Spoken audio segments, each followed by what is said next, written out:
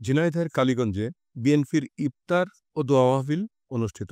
ঝিনাইদহের কালীগঞ্জে বিএনপির উদ্যোগে এক বর্ণাঢ্য ইফতার ও দোয়া মাহফিল অনুষ্ঠিত হয়েছে। এতে হাজার নেতাকর্মী সহ বিভিন্ন রাজনৈতিক দলের নেতৃবৃন্দ উপস্থিত ছিলেন। আজ রবিবার ১৬ মার্চ সন্ধ্যায় ঝিনাইদহ কালীগঞ্জ উপজেলার সরকারি নলডাঙ্গা ভূষণ মাঠে বিএনপির আয়োজনে এই ইফতার ও দোয়া মাহফিল অনুষ্ঠিত হয়। অনুষ্ঠানে সভাপতিত্ব করেন বিএনপির যুগ্ম আহ্বায়ক মাহবুবুর রহমান।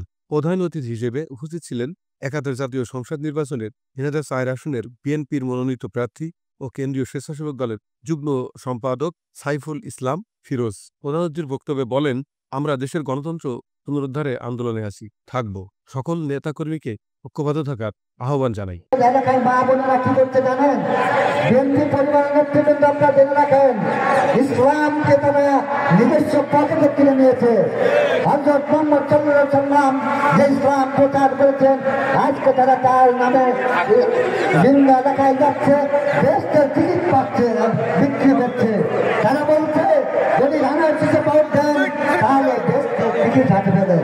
আপনাদের মা বোনদেরকে, আপনাদের থেকে সাবধান হতে হবে, সাবধান থাকতে হবে।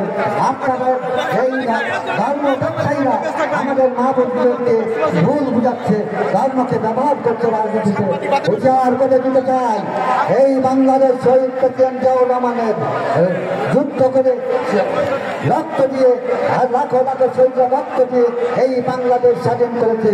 এই বাংলাদেশকে মৌলবাদী রাষ্ট্র বানানোর যে ষড়যন্ত্র করছেন, সেই ষড়যন্ত্র কোনোদিন সফল হতে দেওয়া হবে না।